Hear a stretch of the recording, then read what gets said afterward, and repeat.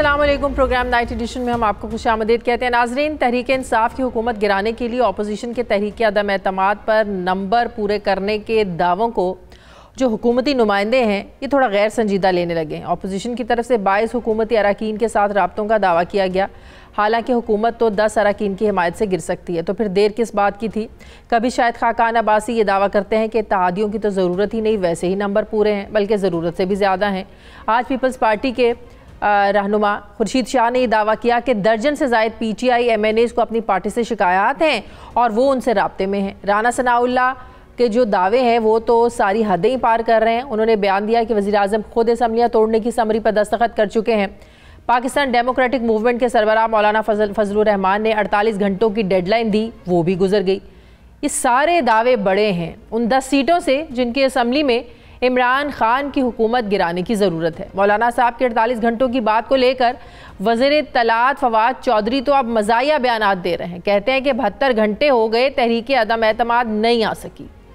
मौलाना फजलुर रहमान साहब के चेहरे पे पता चल गया होगा आपको कि कितनी उनकी कॉन्फिडेंस लेवल है। आज अब तो 48 के बाद 72वां घंटा शुरू होने वाला है और नो कॉन्फिडेंस का कहीं अता पता नहीं है। नो कॉन्फिडेंस इनका वो बच्चा था जो गली में कहीं गुम गया। सो अब देखते हैं कि ये अपने उस बच्चे को तलाश करने में कितना वक्त लेते हैं। अब गुज़श्ता 72 घंटे तो दूर की बात है, आइंदा 72 घंटों का भी हुकूमत ने बंदोबस्त कर रखा है, क्योंकि असम्बली हॉल को आइंदा 4 दिनों के लिए इसकी तज़ीन व आराइश के लिए ही बंद कर दिया गया है। यानी वक्ती तौर पर असम्बली में तो मैदान लग ही नहीं सकता। लेकिन बिलावल भुट्टो जरदारी ने कराची से इस्लामाबाद के रास्ते में एक मैदान लगा रखा है। महंगाई मार्च को लेकर वो लाहौर पहुंच रहे हैं आज रात। बिलावल भुट्टो भी वज़ीर आज़म को इस्तीफा देने के लिए 3 दिन का वक्त दे रहे हैं। क्या कह रहे हैं बिलावल भुट्टो, ये भी सुन लीजिए। नजर आ रहा है कि अवाम का एतमाद इस कठपुतली से खुद किया। इमरान को कहते हैं कि तेरे पास 3 दिन है, कठपुतली 3 दिन, चले जाओ, खुद इस्तीफा दो और चले जाए। या हिम्मत है तो असेंबली तोड़ो, हमारा आमना सामना हो, मुकाबला होगा। अब इस प्लान के मुताबिक 3 दिन में बिलावल भुट्टो अपने मार्च के साथ इस्लामाबाद पहुंच चुके होंगे, जहां उन्हें 1 दिन के धरने की हुकूमती इजाज़त भी मिल चुकी है। लेकिन ये मार्च वहाँ कितने दिन रुकता है ये अभी वाज़ेह नहीं किया गया। अपोजिशन के तमाम तर दावों के बावजूद बुनियादी सवाल वहीं का वहीं है कि जब नंबर गेम पूरी है तो ताख़ीर किस बात की। तहरीक अदम एतमाद के लिए तारीख़ पर तारीख़ क्यों दी जा रही है? इसका मतलब ये है कि कहीं कुछ घबराने वाली बात तो ज़रूर है। हुकूमत और अपोजिशन दोनों का होमवर्क पूरा लगता है, लेकिन दोनों अतराफ़ का जो कॉन्फिडेंस है वो भी उतना ही बुलंद है। कैसे, इसकी वजह क्या है? बात करूंगी। मुझे ज्वाइन कर रहे हैं तहरीक इंसाफ के रहनुमा वज़ीर मुमलिकत बराए पार्लिमानी उमूर अली मोहम्मद ख़ान साहब। अस्सलाम वालेकुम। बहुत बहुत शुक्रिया अली मोहम्मद ख़ान साहब आपका। कॉन्फिडेंस दोनों तरफ से भरपूर है, दोनों तरफ से कहा जा रहा है कि नंबर्स पूरे हैं। हुकूमत कह रही है आप तहरीक अदम एतमाद लेकर आएँ, अपोजिशन कह रही है कि हम ज़रूर लेकर आएंगे, सिर्फ लेकर नहीं आएंगे, कामयाब भी होगी ये। अब कल प्राइम मिनिस्टर साहब ने जो विहाड़ी में ख़िताब करना है, आज ये सेनेटर फैसल जावेद ने ट्वीट किया कि कल प्राइम मिनिस्टर बड़े अहम इंकशाफात करेंगे। शायद लग रहा है आप लोगों को कि ये ग्रैंड साजिश है। कौन है तहरीक अदम एतमाद के पीछे, क्या लग रहा है आपको? क्या कोई बैरूनी साजिश है? अली मोहम्मद खान साहब, किस चीज़ को आप लोग साजिश समझ रहे हैं? बिस्मिल्लाहिर्रहमानिर्रहीम, अल्लाहुम्मा सल्ली व सल्लिम व बारिक अला सय्यिदिना मोहम्मद। बहुत शुक्रिया शाहिद साहबा। कल वज़ीर आज़म साहब अपनी स्पीच में कुछ अहम बातें करेंगे। देखें, साजिश, अब ये जो हमारे जो मेंबर्स हैं अपोजिशन के, किसी पे कोई मुल्क दुश्मनी का तो कोई इल्ज़ाम नहीं लगा सकता, लेकिन बहरहाल हालात ऐसे पैदा किए जा सकते हैं जिसमें इमरान खान साहब जैसे लीडर्स, जो कि थर्ड वर्ल्ड में अगर कोई ऐसा लीडर टावरिंग पैदा हो जो उन मुल्कों को आगे लेके एक बहुत बड़े स्टैंड ले सके, एक आज़ाद फैसले कर सके। पाकिस्तान जैसे मुल्क को जो माजी में हमेशा किसी न किसी बड़ी ताकत का दुम चला रहा है, ऐसे मुल्क को अगर आज़ाद खारजा पॉलिसी देंगे और वो जिस तरह से रूस गए, जिस तरह से चाइना के साथ ताल्लुकात मजीद बेहतर हो रहे हैं, पाकिस्तान में जिस तरीके से पाकिस्तान में इन्वेस्टमेंट आ रही है और पाकिस्तान तो ग्रैंड साजिश, बैरूनी साजिश है जाने लगे, आप लोगों का इशारा अमेरिका की तरफ लग रहा है। तो देखें ऐसे हालात हमेशा पैदा किए जाते रहे हैं, चाहे वो भुट्टो साहब हों, चाहे शाह फैसल साहब हों मरहूम, ऐसे हालात पैदा किए जाते हैं। कि एक जेन्युइन लीडरशिप आगे ना बढ़े, एक जेन्युइन लीडरशिप आज़ाद फैसले ना करे, लेकिन वक्त साबित करेगा कि इन बातों में कितनी हकीकत है। अमेरिका इस साजिश के पीछे, अमेरिका को इमरान खान जैसा वजीर आजम सूट नहीं कर रहा है।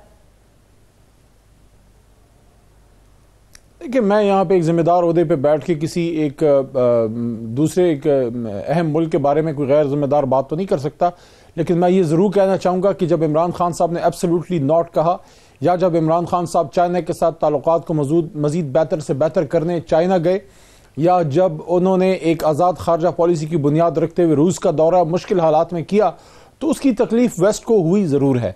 बहरहाल अपोजिशन का मोहित यूसुफ का दौरा भी बरतानिया ने मंसूख कर दिया, इवन खुद इनवाइट किया, हम तैयार हैं जी उसके लिए। तो कहीं ना कहीं तो मामलात खराब हैं मगरिब के साथ।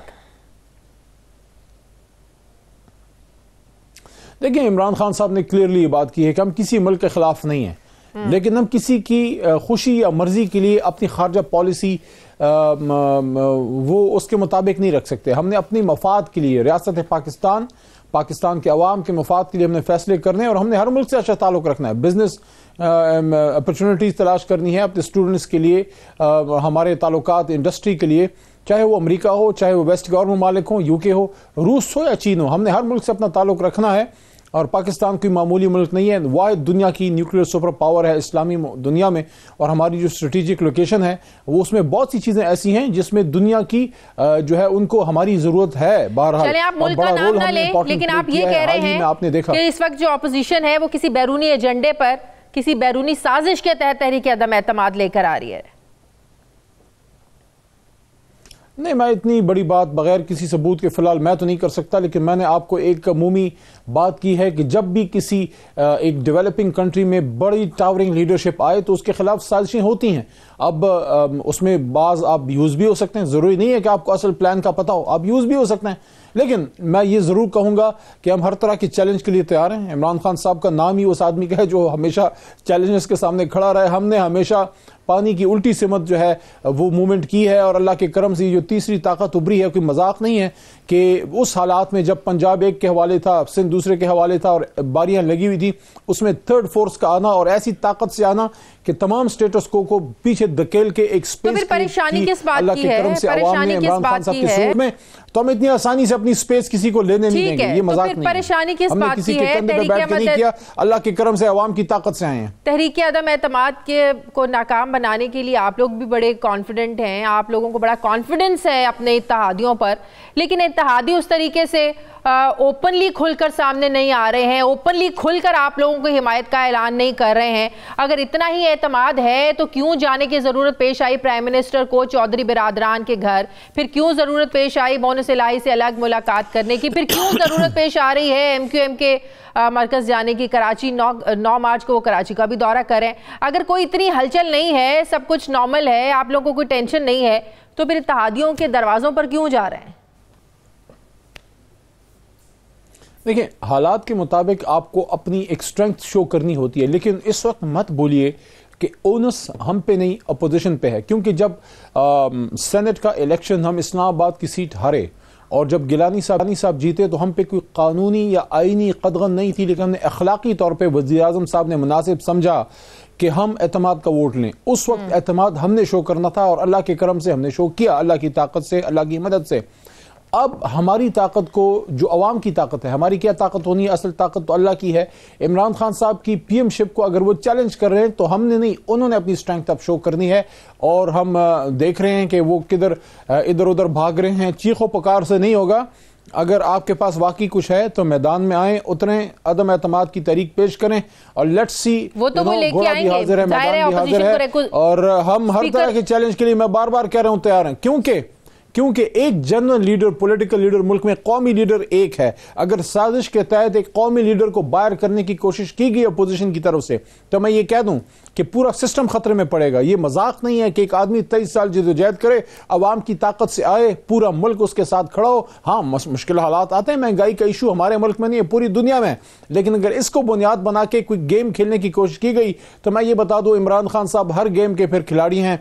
कप्तान फिर मुल्क में एक ही है, वो है Imran Khan. In other words आप प्राइम मिनिस्टर इमरान खान की, हम कोई बैठ जाएंगे इन अदर वर्ड्स आप वो बात दोहरा रहे हैं कि मुझे अगर निकाला गया, इक्तदार से बाहर किया गया, तो मैं सड़कों पर ज्यादा खतरनाक हूंगा। आपका भी इशारा उसी तरफ है।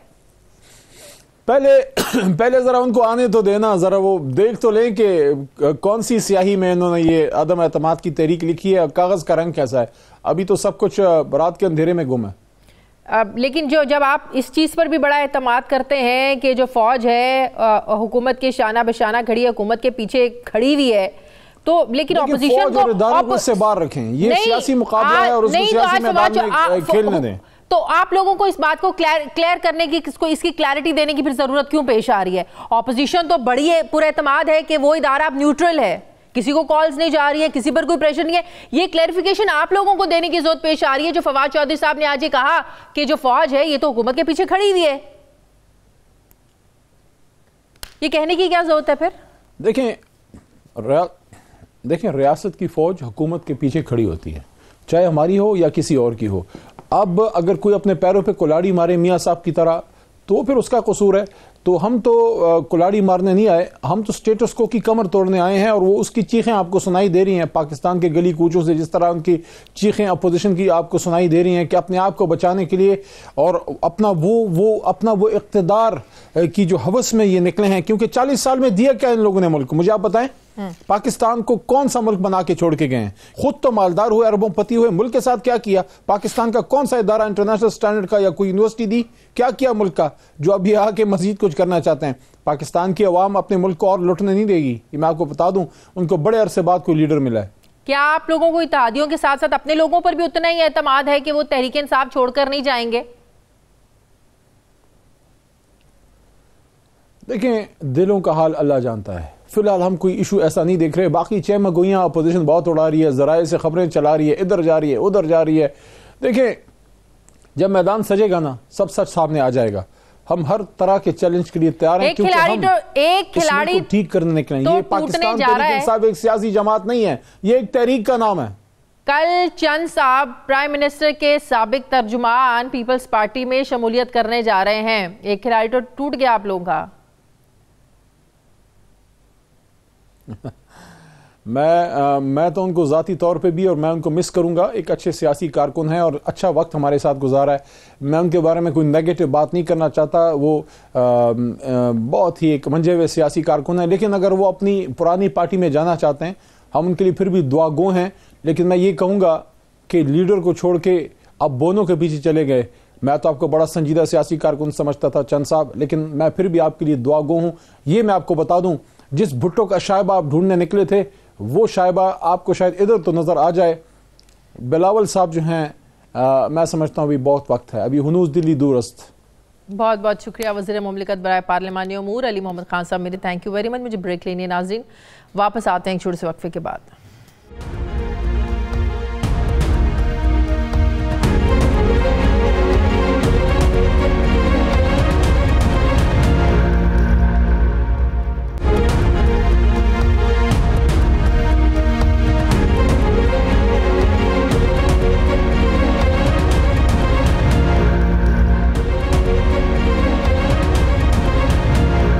ब्रेक के बाद एक बार फिर से आपको खुशामदीद कहते हैं। पाकिस्तान पीपल्स पार्टी के सीनियर रहनुमा सेनेटर मौला बख्श चांडियो साहब मुझे ज्वाइन कर रहे हैं। अस्सलाम वालेकुम, बहुत बहुत शुक्रिया चांडियो साहब आपका। चांडियो साहब, सबसे पहले तो ये बताइएगा, आप पीपल्स पार्टी का जो अवामी मार्च है, लॉन्ग मार्च है, इसका हिस्सा क्यों नहीं है? मैं तो हूँ ना उसका। मेरे बेटे, मेरे भतीजे, मेरे दोस्त सब उसमें शरीक है। मेरे कमर का ऑपरेशन हुआ है, मैं ज्यादा चल नहीं सकता, सफर नहीं कर सकता। अच्छा। कल मैं सखर में था, चेयरमैन साहब की मीटिंग में था, सिंध में भी साथ साथ चला हूँ। ये लंबा सफर था, मैं तकलीफ देती और कोई वजह नहीं है। हमारी जान उनके साथ अटकी हुई है, हमारी रूह बिलावल साहब के साथ है। अल्लाह ताला आपको सेहत दे। चांडियो साहब, ऑपोजिशन के लिए एक बहुत बड़ा अब इम्तिहान है। हुकूमत कहती है कि तहरीक अदम एतमाद लेके आएंगे तो नाकामी होगी, ना लेके आएंगे तो सुबकी होगी। तो ऑपोजिशन क्या वाकई इतनी पुरएतमाद है कि अगर आप लोग लेकर आते हैं, अगर लेकर आते हैं तो कामयाब होगी? No confidence move. देखिए, मैं आपको बताऊं, ऑपोजिशन की सुबकी कभी भी नहीं होती। ऑपोजिशन का काम है हुकूमत के खिलाफ काम करना और आवाम तक पहुंचना, आवाम को असल सूरत हाल बताना। उसमें तो ऑपोजिशन कामयाब है। बाकी इत्तेहाद की भी अपनी जगह पर, लेकिन पाकिस्तान पीपल्स पार्टी ने जो कराची से शुरू किया है और इनके वजीरों के ड्रामाई बयान आप सुन रहे थे, मैं इन पर ज्यादा तबसरा नहीं कर रहा, वो खुद ही अभी खामोश और लातल्लुक हो गए हुकूमत से। लेकिन आप जो पंजाब में हमारा मार्च दाखिल हुआ है, लाखों लोग उनके साथ चल रहे हैं, हजारों गाड़ियां उनके साथ चल रही हैं, यही तो बेतमादी है। और क्या बेतमादी? मार्च नहीं, मार्ची है ये, मार्ची अपना तरीका, छोटी सी मार्ची है ये। कोई क्या कहते, कौन कहता है? हुकूमत कह रही है, वो कहते हैं कि मार्च है, इसको कहते हैं अवामी मार्च। अभी हुकूमत का अच्छा चले, जो इनकी मार्ची चल रही है उसकी तस्वीरें भी निकलवाएं, जो ये सिंध में 2-3 वजीर लेके निकले हैं सिंध को फतेह करने। आज हैदराबाद के इतने बड़े शहर में जो इन्होंने हैदर चौक पे जमा हुए हैं, देखें वो गिनने 100 से ज्यादा तो आदमी नहीं है जिनमें ये हमारे वजीर खारजा बड़े जाहो जलाल से खिताबात फरमा रहे हैं। कहीं 200 हैं, कहीं 300 हैं, कहीं 150 हैं। हैदराबाद में 200 आदमी भी नहीं है। अल्हम्दुलिल्लाह बिलावल साहब कराची, ठट्टा, सिंध को छोड़े ना, पंजाब में जैसे ही पंजाब में दाखिल हुए अल्हम्दुलिल्लाह घोटकी के बाद आप देखें रहीम यार खान, ये मुल्तान ओकाड़ा, आप देखें तो सही उनके लोगों के इज्तिमा। अब न माने कोई बात नहीं, हम अपना फर्ज पूरा कर रहे हैं, हम अवाम हमारे साथ है, हम आ रहे हैं। कल इंशाल्लाह लाहौर, आज लाहौर पहुंच गए, हाँ जी, कल इंशाल्लाह रवा दवा होंगे। बिल्कुल सही, बिल्कुल सही। चांडिया साहब, ये बात तो ठीक है कि पीपल्स पार्टी का अलग से ये मार्च है, लेकिन ऑपोजिशन की और जमातों, आप लोगों ने कहा भी था जो शामिल होना चाहे वो आकर शामिल हो, ऑपोजिशन की कोई जमात, ऑपोजिशन ने कोई अपने लोग, कोई शामिल नहीं हुआ आपके साथ? क्या लाहौर में नासिर बाग में कल जलसा करना है, क्या बाकायदा आप लोगों ने क्यों दावत नहीं दी नून लीग को या ऑपोजिशन की और जमातों को कि आप आए, जबकि पीटीएम ने कहा है कि 23 मार्च के लॉन्ग मार्च में पीपल्स पार्टी हमें ज्वाइन करे, हमारा साथ दे? मैं देखें, पहले इन्होंने नहीं किया, हजरत मौलाना फजल रहमान साहब अकेले तौर पे निकले थे तो पार्टी के कायद चेयरमैन साहब ने हुक्म किया, तमाम कारकुनान उनका इस्तकबाल करते थे, हमें दावत नहीं थी। और उन्होंने तो ऐलान कर दिया था कि हम अकेले तौर पे करेंगे, लेकिन फिर भी हमने ज़रूरी समझा कि वो अपोजिशन की एक बड़ी पार्टी है और अगर सरगर्म हुकूमत के खिलाफ हो रही है तो हम उनको वेलकम कर रहे हैं हर जगह जहाँ जहाँ हमारा होता था असर सुख। अभी भी ऐसा है, अभी हम कहते हैं हमारा मकसद एक है। आप देखिए बिलावल साहब ने एक दिन भी इस पूरे मार्च में अपोजिशन की पार्टियों के खिलाफ नहीं बात की, न नून लीग की, न मौलाना साहब, न किसी और जमायत के लिए। वो हुकूमत पर ही बोल रहे हैं, हम उनके खिलाफ नहीं है, हमारा अपना है, उनका भी। लेकिन मैं समझता हूं, मेरी पार्टी भी समझती है कि हम तमाम अपोजिशन जमायतों का एक ही मकसद है, हम सब उस मकसद के लिए कोशिशें कर रहे हैं। वो मकसद है इस हुकूमत का बाइज्जत तरीके से घर जाना। अगर बाइज्जत तरीके से नहीं जा रहे हैं तो जो जदोजहद करनी पड़ी वो कर रही है। लेकिन बिलावल साहब दूसरा तरीका क्या है? अपनी सियासी तारीख रकम कर रहे हैं। आईनी तरीका तो यही है ना कि आप तहरीक अदम एतमाद लेकर आए तो वो चले जाएं, रुखसत हो जाएं। उसके अलावा आप कह रहे हैं अगर बाइज्जत तरीके से नहीं जाए तो क्या तरीका है? अगर वो आप ये चाहेंगे कि सियासी अमल के जरिए ना हो, जदोजहद हो और अफरा तफरी हो, अभी तक तो हुकूमत ने कमाल कर दिया है, बेबस नजर आ रही है अवाम के सामने। लेकिन अगर यहां भी ताले आजमा बैठे हुकूमत के अंदर कई वजीर उनके जाहिलाना मशवरों पे अमल करके कोई बदमज़गी पैदा करेंगे तो जाहिर दूसरी सूरत अख्तियार करनी पड़ेगी। जाहिर हमें अपने लोगों का ऑपोजिशन चाहती है कि अफरा तफरी हो, इसके नतीजे में वो रास्ता नहीं तो चलो अफरा तफरी मचा कर ही इनको चलता करें। आपने कभी हमारी अपोजिशन से आपको ऐसी खुशबू भी आई है कि हम अफरा तफरी चाहते हैं? हमने तो जितना सियासी और कानूनी और जमहूरी रास्ता अख्तियार किया नहीं। देखिए, मैं जब जिस पस मंजर में बात कर रहा हूं वो आप नहीं कर रही कि अगर रुकावटें हैं, लोगों को तहफ़्फ़ुज़ नहीं है तो हम एहतियात करेंगे। अभी तक तो कोई रुकावट मिली नहीं ना, अभी तक तो कोई रुकावट मिली नहीं है आपको। बड़े अच्छे तरीके से मार्च चल रहा है इस्लामाबाद में। आपको पता नहीं है, आपको पता नहीं है, कल बीबी कल आपको पता नहीं है उन्होंने खाद डाले, तारी बिछाई, हमारा दोस्त जख्मी हमारे हुए हैं और क्या रुकावट करेंगे? और इतने लाखों लोगों के सामने उनकी कौन सी रुकावट खड़ी होगी? जब उनको कहा कि ये रुकावट हटाओ, रुकावट हट गई। हम तो कोई क्रेन साथ नहीं लाए हैं, हम तो कोई बख्तरबंद गाड़ियां नहीं लाए हैं जो पेशावर के वज़ीर लाए थे वफाकी हुकूमत के खिलाफ, तो नहीं लाए। हम तो नहते सियासी कारकुन, जमहूरी कारकुन है, अपनी कायद की क़यादत में आ रहे हैं। जो एहतियाज होगा, जरूरत पड़ेगी, हर किस्म का एहतियाज करेंगे। पीडीएम के लॉन्ग मार्च में शामिल होगी पाकिस्तान पीपल्स पार्टी, अगर बाकायदा दावत दी गई पीडीएम की तरफ से? तो मैं बाख्तियार नहीं हूं कि अभी फौरन हाँ या ना कर दूं, अभी मैं नहीं कह सकता। ये पार्टी क़यादत अपने सीनियर रहनुमाओं के मशवरे से करेगी, जो पार्टी क़यादत करेगी वही मेरा भी फैसला तब होगा, वक्त से पहले मैं ये बात इस पर नहीं कर सकता। तो तहरीक अदम एतमाद को कामयाब बनाने के लिए लग रहा है पाकिस्तान पीपल्स पार्टी बहुत ज़्यादा पुरुमीद है, और पाकिस्तान पीपल्स पार्टी यकीन दहानियाँ करा रही है कि पंजाब में जो है वजारत आला जो है वो काफली को दे दी जाए, परवेज़ इलाही को दे दी जाए, लेकिन नून लीग इस पर बहुत ज़्यादा रिलक्टेंट है। शायद खाकान अब्बासी साहब कहते हैं कि अब 6 सीटों वालों को कैसे हम वजारत आला दे सकते हैं? मुझे पता तफसील का नहीं है, मैं ज़्यादा नहीं बात करूँगा। हाँ, शायद खाकान अब्बासी साहब के बाज़ औक़ात ऐसे बयान आते हैं, मैं खुद भी हैरान हो जाता हूँ क्या करना चाहते हैं, उनकी मंजिल क्या है मुझे नहीं पता चलता। कभी कभार मैं पीपल्स पार्टी से भी माफ़ी मांग रहा हूँ और नून लीग के क़यादत से भी माफ़ी मांग रहा हूँ कि मैं उनके खिलाफ बात नहीं कर रहा। लेकिन आपने खाकान अब्बासी साहब की बात की है, हाँ वो मुझे थोड़ी थोड़ी कम समझ में आती है। कभी कभार अजीब व गरीब बयान देते हैं, इस वक्त भी उनकी क्या जहन में है मैं वो अभी मैं नहीं समझ सका, तो आपको क्या बताऊं। लेकिन पाकिस्तान पीपल्स पार्टी समझती है कि अगर इस कीमत पर चौधरी बिरादरान साथ मिल जाएं कि वजारत आला उनको दे दी जाए और इमरान खान को घर भेज दिया जाए तो ये सब ठीक है।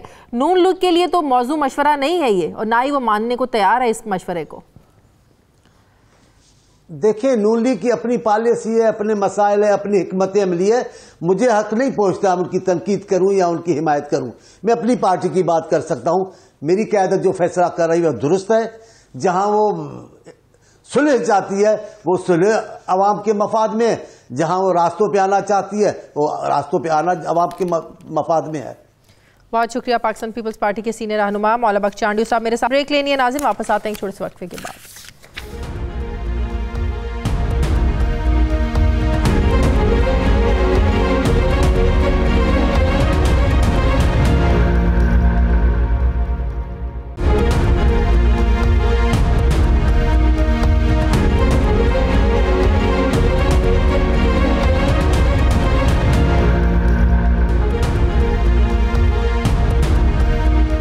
ब्रेक के बाद एक बार फिर से आपको खुशामदीद कहते हैं नाजरीन। कोई भी हुकूमती पॉलिसी, ऑर्डिनेंस, आयन या बुनियादी इंसानी हुकूक से मुतसादिम नहीं हो सकता, और अगर ऐसा किसी को लगे तो इसे अदालत से फैसला करा लेना चाहिए। इसी तरह कोई किसी के साथ ज्यादती करे तो दूसरा जो फरीक है कानून या अदालत की मदद से जाहिर है चाराजोई का हक रखता है।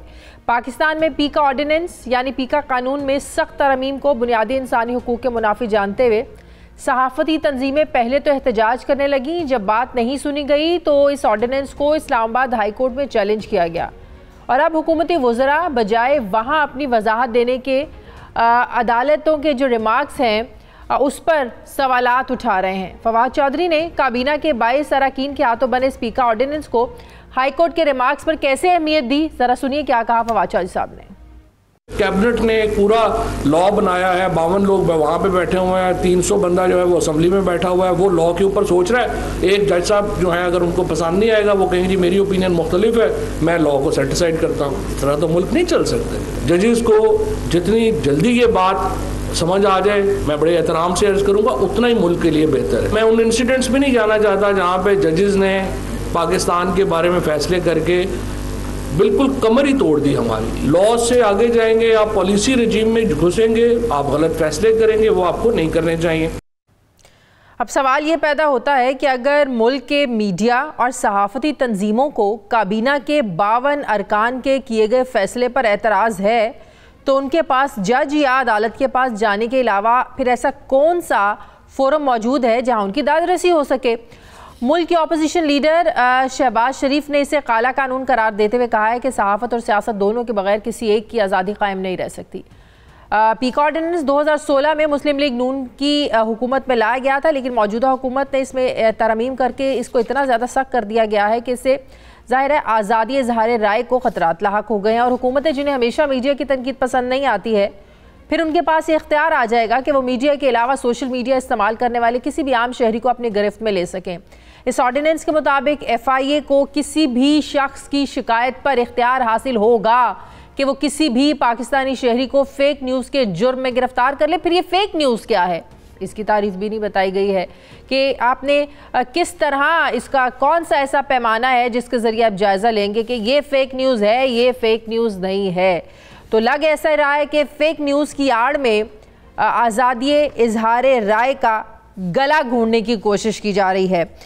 मैं बात करूंगी, मुझे ज्वाइन कर रहे हैं सीनियर सहाफ़ी तज़ियाकार मज़हर अब्बास साहब। अस्सलाम वालेकुम, बहुत बहुत शुक्रिया मज़हर अब्बास साहब।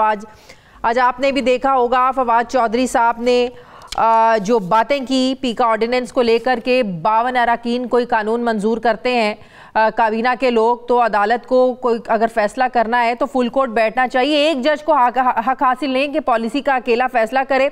एक जज कहता है उसको पसंद ही नहीं आया, तो ऐसे तो मुल्क के जो कानून है, निज़ाम है, ये तो नहीं चल सकता।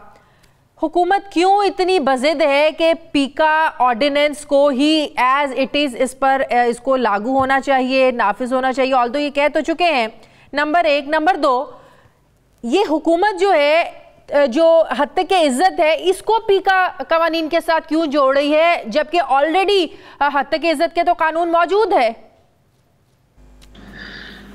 शुक्रिया शादिया। देखिए, मेरी समझ में नहीं आता कि फवाद चौधरी साहब का सारा मसला ये रह गया है कि मीडिया को किस तरीके से टाइट किया जाए, किस तरीके से उसका और ये सिर्फ इस मर्तबा ही नहीं हो रहा, ये जब पहली मर्तबा इंफॉर्मेशन मिनिस्टर बने थे तब भी और अब भी, और जब आपने अभी कुछ दिनों पहले ही जो है वजीर आजम ने चौधरी परवेज इलाही साहब को ये कहा था, सालिसी का उनका रोल अदा करने का कहा था, और उन्होंने कहा था कि आप सालिसी का रोल।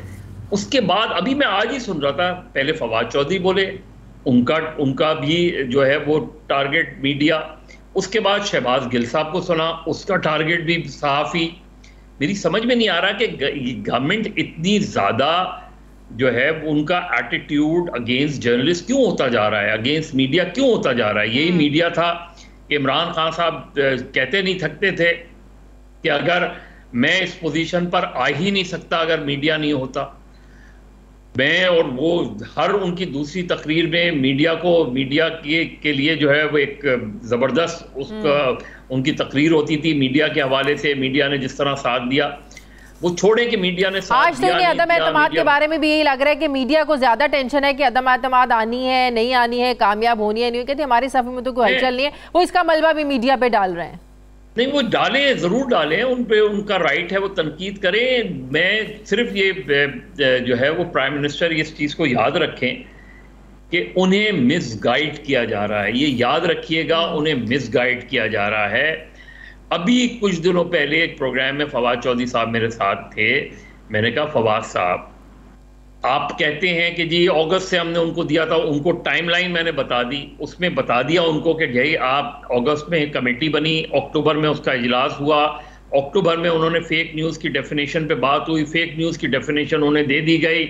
उसके बाद एक यूके फर्म थी, यूके फर्म्स को पर एग्री किया कि वो आके जो है वो सारा हर चीज़ देखेंगे, कानून के नुक्ता नज़र से देखेंगे चीज़ों को। उन्होंने वो तैयार हो गई यूके फर्म हेल्प आउट करने की। एक प्रोसेस चल रहा था कि अचानक ऑर्डिनेंस आ गया। अब उन्होंने कहा कि 52 अफराद का पास किया ऑर्डिनेंस जो है वो कोई एक जज कैसे वो कर सकता है। तो अगर मैं उनसे ये सवाल करूं कि ये जो पूरी पार्लियामेंट है कई सौ अफराद की, इसके होते हुए 52 अफराद क्यों फैसला कर रहे हैं?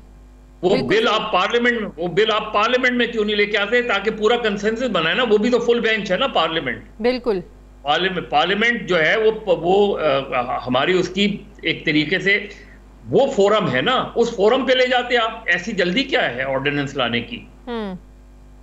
मैं सिर्फ ये कह रहा हूं कि आप एक तसादुम की राह पे चल रहे हैं मीडिया के साथ, और ये वजीर आजम को सोचने की बात है। इस्लामाबाद हाई कोर्ट ने भी कहा कि लगता है कि प्राइम मिनिस्टर साहब को गलत जो है ना वो कोई गाइड कर रहा है। हत्या के इज्जत का कानून ऑलरेडी मौजूद है, इसको पीका के साथ जोड़ने की क्या जरूरत है? पीका में आप इसको क्यों लेके आ रहे हैं? शाजिया न सिर्फ कानून मौजूद है, उस कानून में ये लिखा हुआ है कि ट्रायल कितने दिनों में होगा। उसमें सब कुछ लिखा हुआ है। ये तो 6 महीने कह रहे हैं ना, उसमें तो ये लिखा है कि डिस्ट्रिक्ट कोर्ट में जब कोई जाएगी कंप्लेंट, उसका फैसला 30 डेज में हो जाएगा, अपील का फैसला जो है वो 90 डेज में हो जाएगा।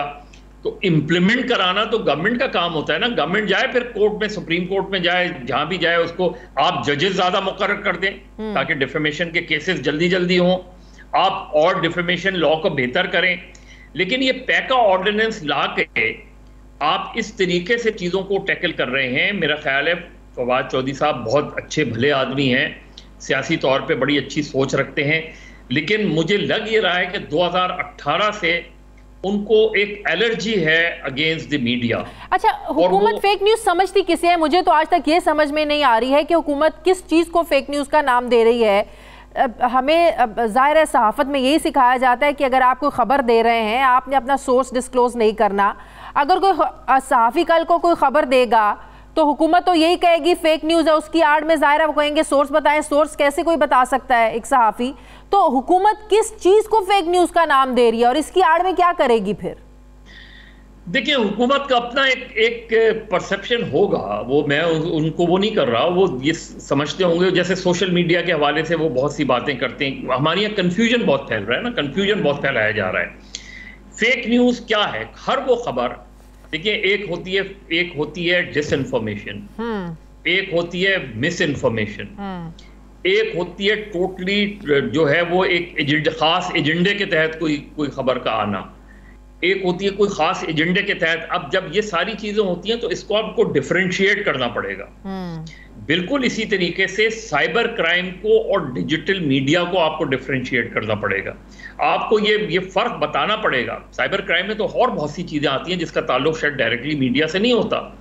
तो अगर आपने ये करना है, और मेरी परवेज इलाही साहब से भी बात हुई थी, उन्होंने भी एग्री किया था इस चीज का।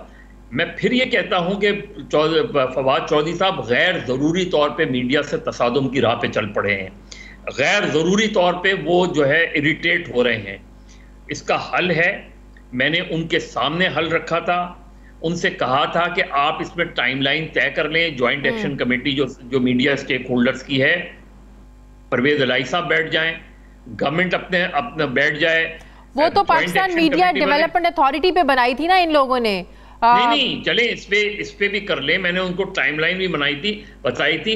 और अभी जब सीपीएनई के तहत एक सेमिनार हो रहा था तो सीपीएनई वालों से ज्वाइंट एक्शन कमेटी को भी मैंने तजवीज़ दी थी कि भाई आप इसके लिए, क्योंकि ये बड़े इसमें डिजिटल मीडिया के हवाले से बजाय इसके कि आप FIA पुलिस इस तरीके से ट्रीट करें, एक प्रोफेशनल्स का बोर्ड बनाएं आप, जिसमें IT एक्सपर्ट्स हों।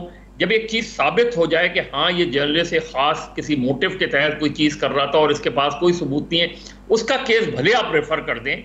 असल चीज ये कि बैठे साथ टाइमलाइन तय करें कि जी 60 रोज में हमने ये सारा ड्राफ्ट बनाना है, ऑर्डिनेंस को विड्रॉ करें। जब ऑर्डिनेंस विड्रॉ होगा तो वो जो पिटीशंस कोर्ट्स में फाइल हैं वो भी विड्रॉ हो जाएंगी या ये तो उस हुकूमत की बात है ना मजहर अब्बास साहब। आज जो ऑपोजिशन इसको अपोज कर रही है, कल वही अगर इक्तदार में आते हैं, मेरा ख्याल है उनको भी एज इट इज ये सूट करेगा, ये पीका ऑर्डिनेंस, ये तब वो बिल्कुल सूट करेगा। देखिए शादिया, जब पैका एक्ट बन रहा था 2016 का, उस वक्त अनूश रहमान साहिबा जो PMLN की मिनिस्टर थी, उनसे मेरा ये आर्गूमेंट रहता था कि देखिए हमारे यहाँ मसला ये रहा है कि हुकूमत जो कोई कानून बनाना चाहती है तो वो सिर्फ अपने टेन्योर को सामने रखती है, वो ये नहीं देखती कि कल वो ऑपोजिशन में होंगे। बिल्कुल। आज जब ये फवाद चौधरी साहब ये एक्सरसाइज कर रहे हैं, उनसे भी मैंने कहा कि ये याद रखिएगा कि जो कवानीन आप आज बना रहे हैं वो कल आपको हर्ट करेंगे। बिल्कुल। ये पाकिस्तान की सियासी तारीख में हुकूमतों का ये अलमिया रहा है,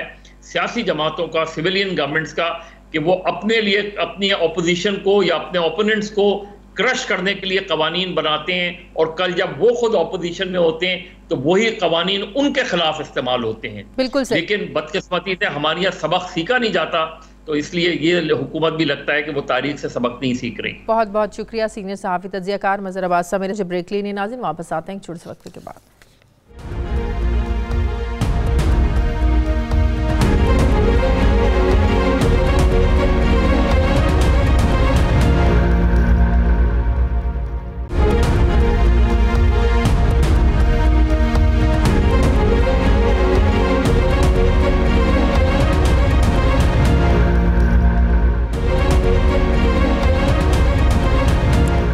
ब्रेक के बाद एक बार फिर से आपको खुशामदीद कहते हैं। नाज़रीन, financial action task force FATF ने पाकिस्तान को 34 एक्शन पॉइंट्स में से सिर्फ 2 एक्शन में नाकामी पर एक बार फिर से ग्रे लिस्ट में रखने का फैसला किया है।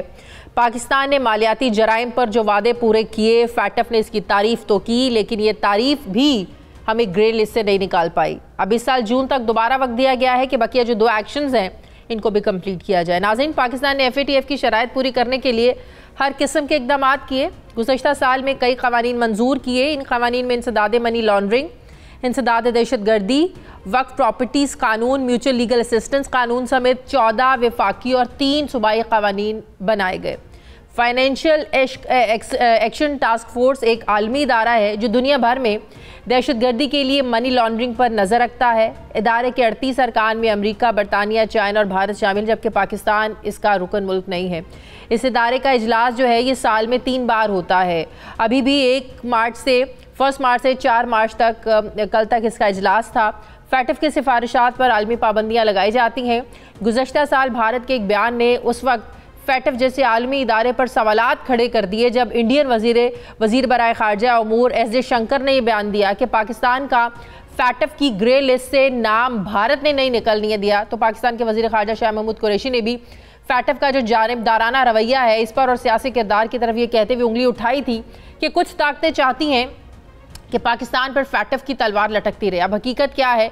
क्या वाकई FATF की सिफारिशात पर अमल दरामद ना होने की वजह से पाकिस्तान का नाम ग्रे लिस्ट में है, या फिर कुछ ताकतें पाकिस्तान पर FATF की तलवार लटकाए रखना चाहती हैं? मैं बात करूंगी साबिक सफ़ीर शाहिद अमीन साहब मुझे ज्वाइन कर रहे हैं। अस्सलाम वालेकुम, बहुत बहुत शुक्रिया शाहिद अमीन साहब आपका। शाहिद अमीन साहब, 34 एक्शन पॉइंट्स में से सिर्फ 2 पॉइंट्स ऐसे रह गए हैं जिस पर पाकिस्तान को मज़ीद काम करना बाकी है। ऐसा नहीं कि उन पर काम नहीं हुआ, मज़ीद काम करना उस पर बाकी है। FATF इस पर तारीफ़ भी करता है, लेकिन आपको लगता है कि ये सिर्फ सिफारिशात की वजह से कि उन पर अमल दरामद नहीं हुआ 2 पॉइंट्स पर, या मामला इसके पीछे कुछ और है? जैसे मैंने अभी अपने इंट्रो में भी कहा, पिछली बार ये सारा भांडा फोड़ दिया था भारत के S.J. शंकर ने कि भारत की वजह से जो है ना वो FATF नहीं निकालता है पाकिस्तान को ग्रे लिस्ट से। तो आपको लगता है ये मामला जो है ना वो दबाव पर होता है ये सारे मामलात? देखिए, मेरे ख्याल में जो भी FATF की रिक्वायरमेंट्स हैं उनको पूरा करना एक तो उनका मुतालबा है, लेकिन वो पाकिस्तान के अपने भी मफाद में है कि हर किस्म की मनी लॉन्ड्रिंग और इस तरह की नामुनासिब कार्रवाइयों को रोका जाए, क्योंकि इस मनी लॉन्ड्रिंग ने टेररिज्म को तक़वियत दी है और आपको मालूम है हमारे मुल्क में टेररिज्म ने क्या क्या नुकसान पहुँचाए हैं। साथ ही में ये कहने की ज़रूरत है कि इतनी कुछ पाकिस्तान की कोशिशों के बावजूद और उनकी तारीफों के बावजूद कि आप बड़ा अच्छा काम कर रहे हैं, लेकिन फिर भी FATF में रखते हैं, इसके पीछे यकीनन सियासी मुहर्रिकात हैं। और इंडिया का आपने जिक्र किया, बल्कि मैं समझता हूँ वेस्टर्न कंट्रीज भी इसमें मुलव्वस हैं, वो भी एक उनका, जिसमें अमेरिका भी शामिल है। ये लोग पाकिस्तान पे एक दबाव रखना चाहते हैं और इसीलिए ऐसा अभी तक हमें इसमें से इस लिस्ट से खारिज नहीं किया गया है। और क्या दुनिया में इतने सारे मुल्क हैं, 200 मुल्क हैं, जितने भी हैं, क्या वो सारे के सारे बिल्कुल मासूम हैं? क्या वहाँ पे इस किस्म की कार्रवाइयाँ नहीं होती हैं? ये क्या बात है कि सिर्फ 2-4 मुल्कों जिसमें पाकिस्तान सरे फहरिस्त है उसको सिंगल आउट किया हुआ है? हमसे तो हर किस्म के मुतालबात हो रहे हैं। यकीनन हमारी कोशिश है कि उन मुतालबात को सही। शाहिद अमीन साहब, जो मौजूदा सिचुएशन है, पाकिस्तान का रशिया का दौरा करना, फिर रशिया का यूक्रेन पर अटैक करना, क्या ये मौजूदा सिचुएशन भी इन फैसलों पर आप समझते हैं कि मुस्तकबिल में असरअंदाज होगी? ज़ाहिर है अमेरिका तो ये बर्दाश्त नहीं कर रहा है कि पाकिस्तान किसी ब्लॉक का हिस्सा बने, और पाकिस्तान हमेशा जानिबदार कभी भी नहीं रहा, गैर जानिबदार है, और पाकिस्तान ये मैसेज दे रहा है कि हम किसी ब्लॉक का हिस्सा नहीं, हम न्यूट्रल हैं। तो आपको लगता है इसके बावजूद ये सब चीज़ें जो हैं, पाकिस्तान की जो एक्ट्स हैं, ये असरअंदाज होंगे दुनिया के फैसलों पर, चाहे वो IMF के फैसले हों, चाहे फिर वो FATF के फैसले हों? जी बिल्कुल, ये जो है कि हमारा न्यूट्रल रहना ये अमेरिका को बहुत नागवार गुजर रहा है। और यकीनन हमारा इस वक्त जो दौरा था रूस का, अगर वो यूक्रेन का मसला ना होता तो मैं समझता हूँ हमारे इस दौरे की ज़्यादा अफादियत होती और उसके ज़्यादा लॉन्ग टर्म बेनिफिट्स मिलते। लेकिन बहरहाल बात चीज़ों पर हमारा कंट्रोल नहीं है। ये इत्तेफाक है कि इसी वक्त यूक्रेन का मसला इस कदर संगीन नौयत इख्तियार कर गया। लेकिन मैं समझता हूँ जो पाकिस्तान ने पॉलिसी इख्तियार की है कि हम कोई किसी एक फरीक के हिस्सा नहीं हैं, हम कोशिश कर रहे हैं, बल्कि हम ये कहते हैं कि जरूरत इस बात की है इस मसले को और दीगर ऐसे मसलों को डिप्लोमेटिक तरीके से, सिफारती तरीके से, पुरअमन तरीके से हल किया जाए। जंग इसका हल नहीं है। तो लेकिन हम जिस तरीके से दुनिया को मैसेज देने की कोशिश कर रहे हैं कि हम गैर जानिबदार हैं, हम न्यूट्रल हैं, दुनिया भी क्या हमारे इस जेस्चर को ऐसे ही ले रही है? क्या वाकई वो समझ रहे हैं कि हम न्यूट्रल हैं? अगर तो ये समझ रहे हैं न्यूट्रल है, तो फिर ये इस तरह के पाबंदियां और इस तरह का सख्त रवैया क्यों है? देखिए, वो यूक्रेन के सिलसिले में इन लोगों का, वेस्ट का मौक़िफ़ ये है कि न्यूट्रलिटी जो है वो बिल्कुल नामुनासिब है, क्योंकि वो वही वाली बात है कि गुड और ईविल के बीच में आप कहें कि मैं तो न्यूट्रल हूँ, तो वो उनकी जहनियत में ये है कि यूक्रेन का मसला ऐसा है। और एक लिहाज से उसमें कुछ वजन भी है। देखें, यूक्रेन में जो एक चीज़ें ज़रूर हैं कि हम एक छोटा मुल्क है और हमारा भी इंटरेस्ट ये है कि कोई बड़ा मुल्क छोटे मुल्क के खिलाफ एकतरफा कार्रवाई ना करे। और ये जो यूक्रेन में रशिया ने किया है उससे यकीनन एक जो लोकल बुलीज होते हैं ना, बाद मुल्क बड़े हैं, उनका छोटे नेबर के साथ इख्तिलाफ राय है, वो भी एनकरेज होंगे कि अगर रशिया जो है वो यूक्रेन में अपनी मनमानी कर सकता है तो हम भी कर सकते हैं। इंडिया में भी तकवीर चलेगी, वो सर्जिकल स्ट्राइक्स की मुस्तकिल बात नहीं करते रहते हैं। तो ये एक गलत प्रेसिडेंट तो है, ये मेरे अपनी जाती राय ये है। लेकिन बहरहाल हमारी न्यूट्रलिटी हमारी कौमी मफाद में इसलिए है कि बड़ी हमारी तवक्कुआत के मुताबिक हम कोशिश हो रही है कि रूस के साथ ताल्लुकात बेहतर है। रूस हमारा बड़ा पड़ोसी है, बहुत उसके साथ हमारे ऐसे शोबे हैं जिसमें उनके साथ ताबून हमारे लिए बड़ा मुफीद होगा। हमारा कौमी मफाद बिल्कुल ये है कि रूस के साथ ताल्लुकात में बेहतरी लाई जाए। अब ये इत्तेफाक है कि यूक्रेन का मसला खुदा बीच में कहीं से आ गया है, इसको जिस तरीके से खुश असलूबी से हम इसको हैंडल कर सकते हैं वो करें। न्यूट्रलिटी अपनी जगह कायम रहनी चाहिए।